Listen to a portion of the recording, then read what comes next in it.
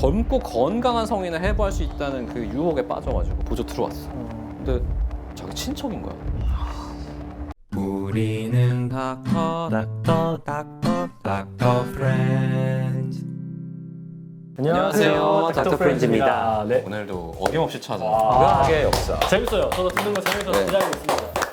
오늘은 네. 왜 이걸 이제야 했을까? 해부학의 역사입니다. 해부학. 아, 해부. 약간 의대생 하면 해부학 책 딱 들고 다니는 이미지가 있잖아요. 아나토미 딱 이렇게. 네. 그리고 공교롭게도 우리 닥터 프렌즈도 제일 먼저 올린 영상이 네, 의사들이 말해주는 해부 실습. 그러네요. 저희 첫 번째 영상이었는데. 첫 번째 영상입니다. 이낙준 쌤이 사실 또 해부도 1등. 1등이죠. 해부학 해부 1등이죠. 잘했죠. 해부 잘했죠. 의대 교육의 상징 같은 느낌이잖아요. 해부학. 그렇죠. 상징 같죠. 거의 8학점이었어요. 8학점. 이게 처음부터 그랬을까? 맨 처음에 예전에 부패도 쉽게 그걸 이제 한번 일어나고. 알아보도록 합시다. 어. 제일 오래된 해부에 대한 기록은 뭘까? 왠지 고대 그리스 쪽이었을 것 아, 나 같아요. 기원전. 이게 사실 이런 정도의 기록은 굉장히 많아요. 예를 들어서 상대편의 배를 뱉더니 오! 안에 있던 내용물이 쏟아져 내려온다. 뭐가 그치 나오더라. 내장이. 근데 거기에 얘가 먹었던 것들이 있더라. 이런 것도 사실 해부학의 기록일 아, 수 네네. 있잖아. 그쵸, 이런 걸 그쵸. 치면 이제 기원전 3, 4천 년까지 올라가는데 먹었던 게 나왔으면 위에는 그렇죠. 했나 보다. 더 아래였으면 약간 대변이 나오니까. 나왔을 텐데 제일 오래된 그런 걸 제외하면 역시 이집트입니다. 아시지 않아요? 기원전 3,000년. 3,000년에. 왜냐면 이 사람들은 미라를 만들었잖아. 아, 맞네. 썩기 쉬운 것들은 빼야겠구나. 근데 그렇게 생각하면 되게 해부학적인 지식이 해박했을 것 같잖아. 맞아요. 장은 딴 항아리 같은데 이렇게 두고. 근데 그렇지 않았어요. 왜냐면 미라가 되는 분들은 고귀하신 분들이란 말이야. 다 빼볼 수 없구나. 이거를 이렇게 열지 못해. 조금만 열어가지고 손을 넣어서 끄집어낸 다음에 분류를 하는 거예요. 그래서 안에 뭐가 있긴 있는데 이게 정확히 어디에 달려있고 이게 무엇을 하는지 이런 것들은 전혀 몰라요. 몰랐구나. 약간 실용적인 학문인 거야. 그리고 중국에서도 비슷한 기록들이 있습니다. 여기도 한 기원전 2000년, 1000년 전부터 있는데 여기는 조금 더 약간 상상력이 가미돼 있어. 음과 양, 오행의 조화, 안에 뭔가 순환하는 것이 있다. 지금 와서 우리가 보면 뭔가 림프나 이런 것들을 형상화한 게 아닌가 하는 생각이 들지만 알 수 없지 사실. 그렇죠. 그 외에 뭐 바빌론이나 메소포타미아 같은 문명이 있었던 곳에는 비슷비슷한 기록이 있지만 우리가 생각하는 해부, 그러니까 정말 의학이나 어떤 사람의 몸을 알기 위해서 시행됐던 해부는 준승이 말처럼 고대 그리스.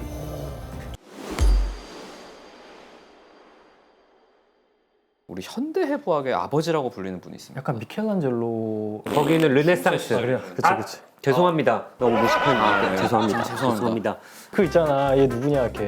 그건 다빈치인데 다빈치. 그것도 거기도 르네상스죠. 르네상스죠. 진짜 어떡하냐 이거. 어떡해. 책 좀 봐. 한 번만 틀리고 가만히 있었으면 그럴 수 르네상스 있었는데. 좋아하네. 르네상스 좋아하네. 하여튼 현대 해부학의 아버지 헤로필루스. 이분이 진짜 대단해요. 동맥과 정맥을 구분할 수 있고 진짜 엄청 선구자적인데 아리스토텔레스는 심장이 3개의 방으로 이루어져 있다. 여기서 우심방은 혈관의 일종으로 인식이 됐어요. 근데 헤로필루스는 아니다. 심장은 4개의 방으로 이루어져 있다. 이렇게 말도 하고 또 놀라운 거는 신경을 힘줄과 근육, 혈관과 구별해가지고 신경이라는 게 있는데 그게 우리 몸의 움직임과 연관이 있고 그리고 그 신경에 2가지 종류가 있는데 어떤 것은 감각과 연관이 돼 있다. 어떻게 알았지? 어떻게 알았지? 이거 한번 생각을 해봐. 어떻게 알았을까?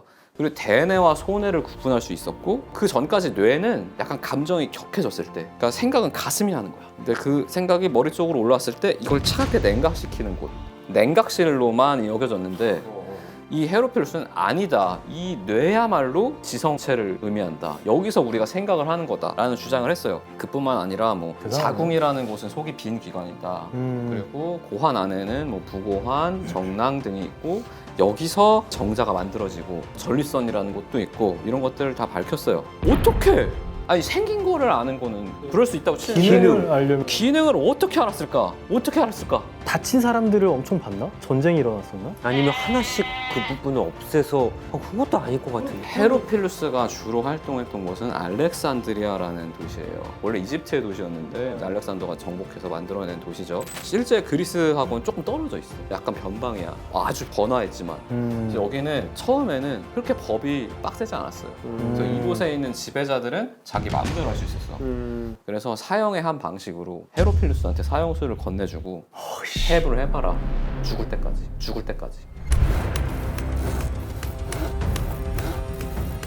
그러면 생으로 하는 와. 거야? 살아있는 사람을 해부로 한 거예요. 와 죽을 때 와. 그러니까 헤로필루스가 신경의 존재도 알아낼 수 있었던 거고. 그러네 이거 잘라 보니까 얘가 감각을 어떤 못 신경을 느끼네. 했더니 팔에 툭 쳐졌는데 감각은 느껴져. 감각은 느껴져. 그럼 이게 종력 두 가지구나 이런 걸 알아낸 거예요. 근데 이거 지금 생각해도 끔찍하지. 근데 그때 당시에 생각하면 어떻겠어? 말이 안 돼. 이건 너무 와. 악마의 짓인 거예요. 그래서 이게 1000년 넘도록 사장이 돼. 이게 밝혀지고 나서. 그리고 헤로필루스가 주장했던 모든 것들은 악마의 지식처럼 치부가 돼서 그럴 수 있겠다. 이거를 이제 받아들이질 못하는 거예요. 왜냐면 당시 문화권은 레테의 강이라는 거 있잖아요. 그리스에서 죽으면 뱃사공한테 노잣돈 줘야 된다고 이렇게 주잖아. 그 그리스 로마 신화 보면은 내세에 대한 믿음이 되게 확고했단 말이야. 그리고 바이킹 같은 경우에는 싸우다가 전사로서 죽어야 발할라 그들의 천사로 갈 수 있는 믿음이 있고 그런 와중에 시신을 해부를 한다는 거는 이거는 이 망자의 영혼까지 타락시키는 거야.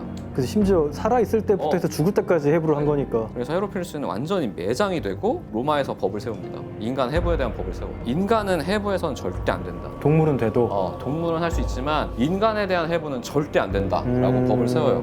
그럼 중국은 어떤가? 중국은 비슷한 시점에 공자님이 나옵니다. 유교. 신체 발부 수지부 뭐 상처가 나도 머리카락도 못 자르게 하는데 해부할 수 있겠어? 어디 감히. 어디 미쳤어? 그렇지. 그러니까. 안 되죠. 그래서 인간에 대한 해부가 공교롭게도 동서양이 비슷한 시기에 금지가 시기에 돼. 금지가 돼. 이게 약간 문명이 발달하면서 좀 그런 위기감을 느끼나. 뭔가 그런 인체를 훼손한다는 거에 대한 그런 게 있나 봐. 내세에 대한 믿음 이런 것들이 또 약간 그 비슷한 점점 시기에 강해지고. 생기고 하니까. 그래서 이제 그 다음에 등장한 게 갈렌입니다. 헤로필루스가 현대 해부학의 아버지로 최근에 굉장히 재조명되고 있는데 갈렌은 아예 그냥 해부학의 아버지. 해부학의 아버지. 이 사람이 제시하는 학문이 좀 신기해요. 비교 해부학이야.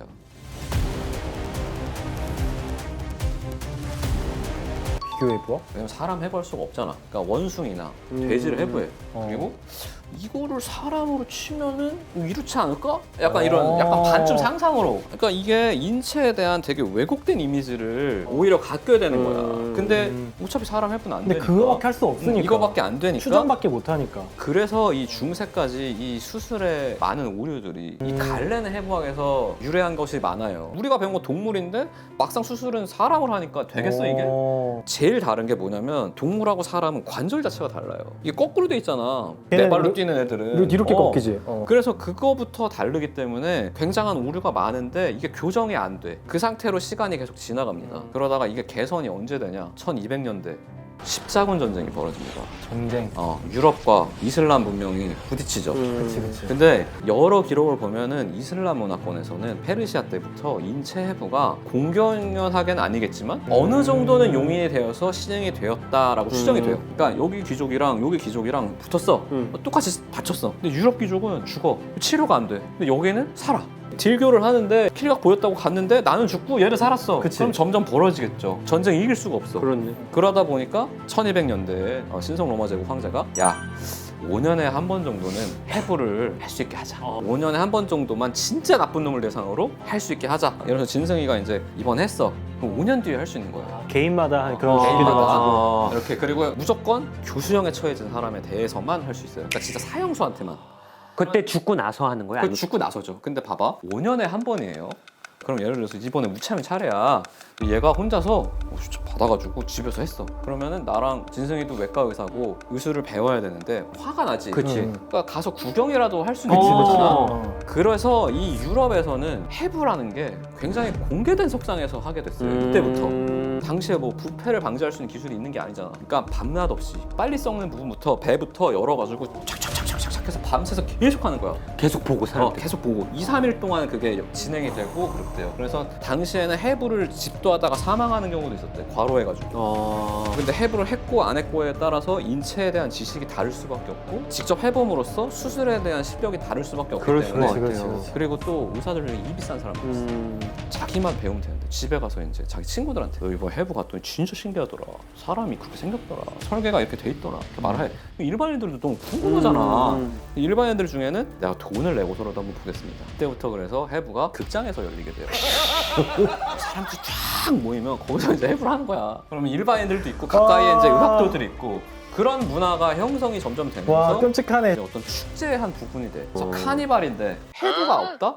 그럼 이제 시민들이 아니 우리 유적지들이 뭐하는 약간 이런 느낌이 되는 거야. 마을이나 지역 축제에 이제 해부가 해부가 있어야 항상 이게 좀 있어요. 제대로 된 그러한 분위기 속에서 15세기, 16세기 경에 르네상스 운동이 벌어집니다.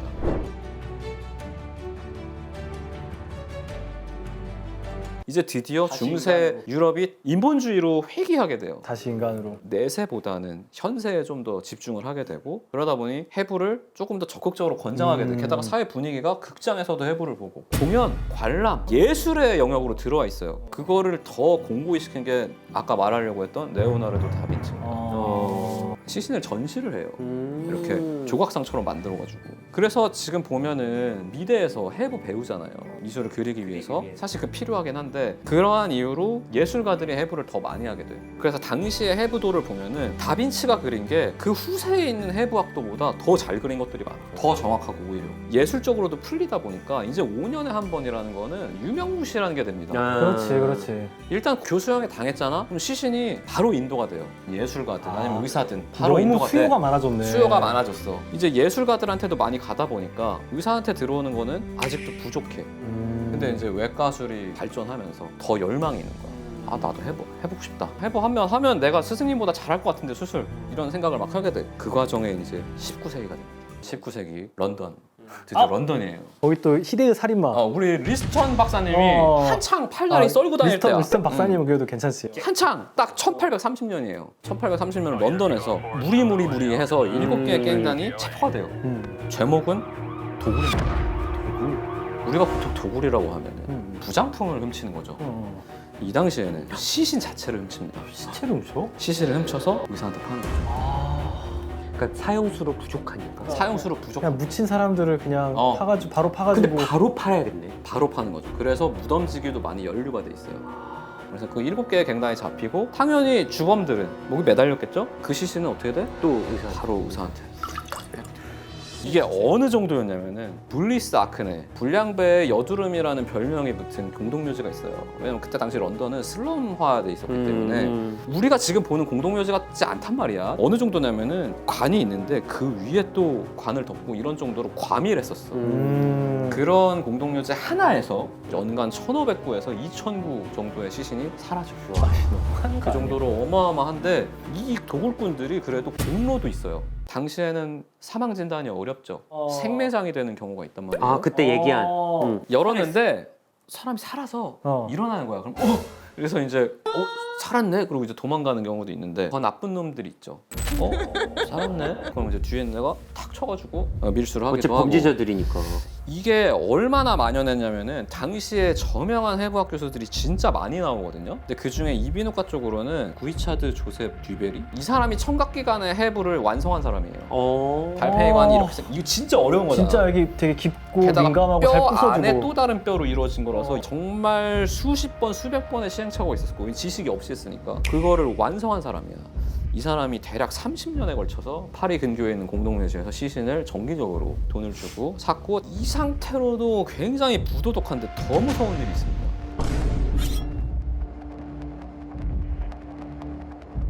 윌리엄 버크, 윌리엄 헤어라는 사람이 있는데 이 사람들이 그 생각을 하는 거예요. 그냥 어차피 시신을 갖다 팔 거면 묻히기 전에 우리가 생산할 수 있지 않을까? 그 생각을 한 거야. 시체를 생산. 그래서 뒷골목에서 이렇게 기다리고 있다가 으슥한 곳에서 혼자 가는 사람이 있으면 윌리엄 버크랑 헤어 가가지고 한 명이 주위를 끌고 한 명이 뒤에서 목을 졸라가지고 죽인 거예요. 이게 당시에 수사 기술이 좀 불완전했기 때문에 밝혀진 거로는 16건이 최소한 16명의 죽음에 책임이 있다고 알려져 있는데 이 사람하고 이제 정기적인 거래를 튼 교수가 있어. 녹스라고. 모르지 않았을 거예요. 왜냐면은 무덤에서 도굴해온 시신은 이런 상처가 없는데 그치. 얘네들이 갖고 오는 시신에는 다 이 교살 자국이 있단 말이야. 그걸 알고 있음에도 녹스는 젊고 건강한 성인을 해부할 수 있다는 그 유혹에 빠져가지고 병들어서 죽은 사람이 이거를 아니라. 계속 진행을 하게 됩니다. 건강한 사람 해보는 다르지. 어떻게 들켰을까? 녹스가 먼저 걸리고 그 다음에 이제 버크랑 헤어가 잡혔어요. 시체가 나왔는데 해부를 할 때 아는 사람이었나 보지. 어떻게 알았지? 그냥 그런 과정이 되게 합리적일 것 같아. 옆에서 보조하던 분이 보조 들어왔어. 근데 자기 친척인 거야. 근데 어제 집에 못 들어갔다고 들었거든. 그래서 음. 장례식도 안 했고 아무것도 안 했는데 여기 시신이 있어. 그리고 보니까 목에 이렇게 교살 자국이 있어. 그때 생각해 보니까 우리 교수님이 해부하는 시신은 다 교살 자국이 있어. 근데 그걸 신고하게 되고 그 결과 이제 윌리엄 버크랑 헤어가 잡혀서 교수형에 처해지게 되는데 끔찍하다. 진짜. 더 무서운 거는 이제 윌리엄 버크는 사형을 당했죠. 교수형 당했죠. 내리면 바로 그걸 이제 군중들 앞에서 다른 교수님이 오셔가지고 머리 열어가지고 뇌가 이렇게 생겼고 이런 거 해부했어요. 근데 그 와중에 이제 윌리엄 헤어 그 사람도 이제 목에 걸렸거든. 툭 하고 떨어진 순간 줄이 끊어진 거야. 야 도망쳐가지고 얘는 못 잡았습니다. 얘는 생존했다고 알려져 있어요. 오. 한 명은 해부가 됐는데. 교수는 교수형을 당하지 않고 그냥 교수직에서 추방을 당했는데 그 후에도 런던으로 이주를 한 다음에 계속해서 해부학자로서 명성을 어느 정도는 이어갔어요. 왜냐면 이제 이 사람이 어찌됐건 해부학에 대한 지식이 워낙 해박하니까 완전히 배척할 수 없었던 거지. 아무튼 이런 시행착오를 겪으면서 이제 해부가 계속 발달을 했죠. 일부에서 이런 얘기를 들어봤을 거예요. 나치나 뭐 일본의 마루타 실험이 해부에 도움을 줬다. 내가 논문을 찾아봤거든 일부러. 그런 증거가 전혀 없어요. 왜냐면 여기서 시행한 실험은 어떤 살생을 위한 실험이었기 때문에 뭐야 약물을 가지고 사람 얼마나 그냥 죽냐 그런 이런 거예요. 거. 그러니까 그런 거는 무슨 인류 의학의 발전에 기여한 게 없어.